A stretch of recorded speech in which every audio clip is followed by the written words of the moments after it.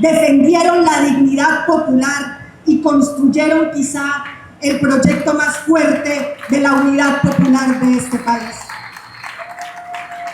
Y estamos hoy, en el Día de los Derechos Humanos, significando algo desde muchas vertientes. Aquí nos encontramos desde el gobierno muchos compañeros que estudiamos en la universidad pública y que desde el campus peleábamos por la justicia, por la verdad y defendíamos desde las aulas la vida de a quienes estaban acribillando y mancillando en los campos de Colombia. Unos más viejos que otros, vamos a decirlo, pero desde la universidad pública acompañando la lucha popular. Pero está hoy también acá la historia y la memoria de la resistencia agraria.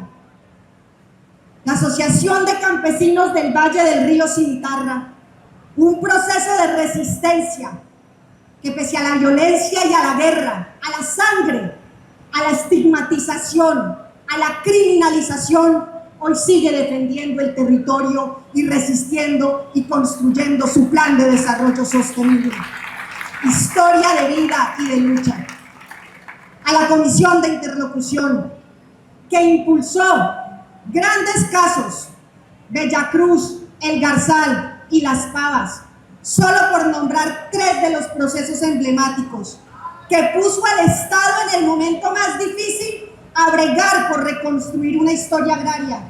Y lo digo porque trabajábamos en el INCODER cuando ustedes iban y exigían y teníamos que sacar de las gavetas los expedientes de los deslindes, de la extinción, de la clarificación para poder hacer justicia. Y debo decir que pese al intento de ustedes, de los profesionales que estaban en ese momento, de las organizaciones defensoras de derechos humanos, usted, señora consejera, que estuvo en esa historia, los casos no se resolvían. Y tuvo que llegar el primer gobierno progresista de la historia, el primer gobierno con decisión y voluntad política para que el caso de Las Pavas se volviera a poner sobre la mesa, para que reconociéramos los baldíos de Bellacruz, para que reconociéramos esa gran ciénaga del Garzal y el derecho de los pescadores, de las pescadoras y de los campesinos sobre esos ecosistemas. Y en estos 3 años y medio hemos hecho, y lo digo con orgullo, lo que gobierno alguno no había hecho. Hemos, con la Agencia Nacional de Tierras, con la Unidad de Restitución de Tierras, con Felipe Harman, con el mayor Yule, hecho la mayor gestión de tierras y hemos devuelto la mayor cantidad de tierras a campesinos y a campesinas. Hemos recuperado los bienes del Frisco y del Fondo de Reparación de Víctimas que terceros, sin amparo legal, estaban explotando. Hemos deslindado por primera vez los playones y las sabanas comunales, esas que Teófilo defendía y por lo cual le cobraron su vida. Hemos permitido que campesinos despojados vuelvan a sus tierras. Y les debo decir acá que aún eso es insuficiente y falta mucho más. Porque lo que hemos hecho en estos 3 años, que no habían querido hacer en los últimos 60 años de la reforma agraria, acaba de empezar. Y entendiendo, Claudia, que nos faltan muchas familias por atender, queremos asumir el compromiso desde el gobierno nacional para que en los 7 meses que le restan al gobierno de Gustavo Petro consolidemos la respuesta para que nadie nunca más vierta sangre sobre estas tierras, despoje o acapare o concentre la tierra, para que nunca nadie más niegue la historia y la memoria de los hombres y mujeres que entregaron su vida por la defensa de esa tierra.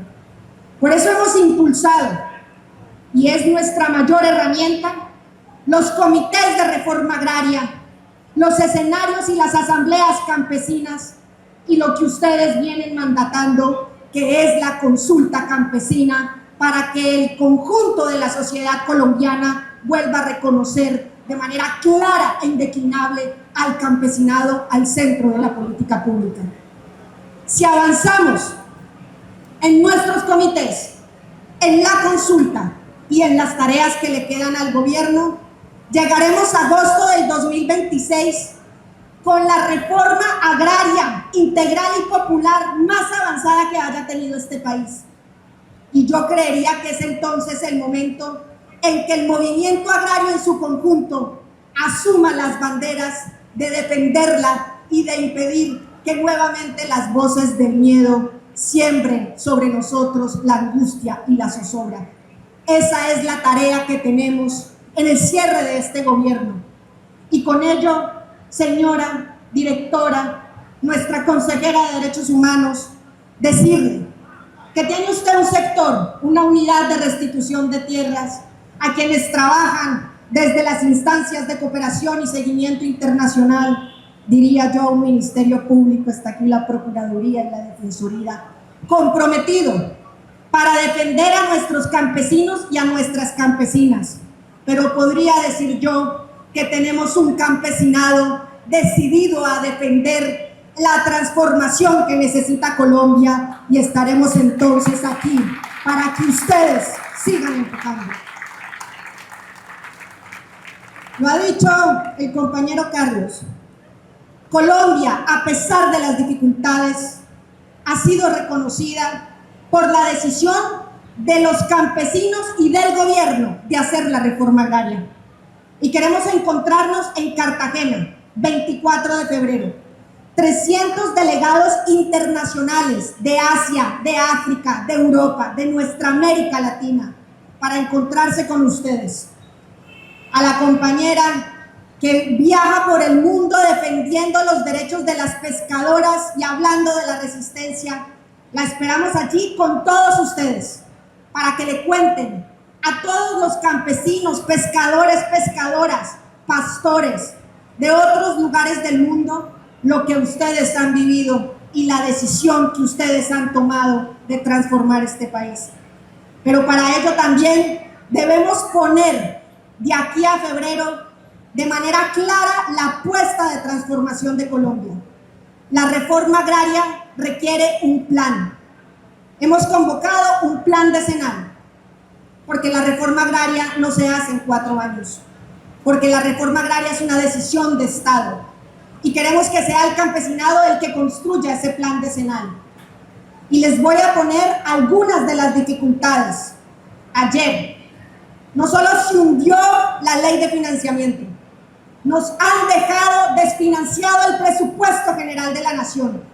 Quieren que en el año 2026 el gobierno nacional no tenga recursos para impulsar sus proyectos sociales. Como lo ha dicho el presidente.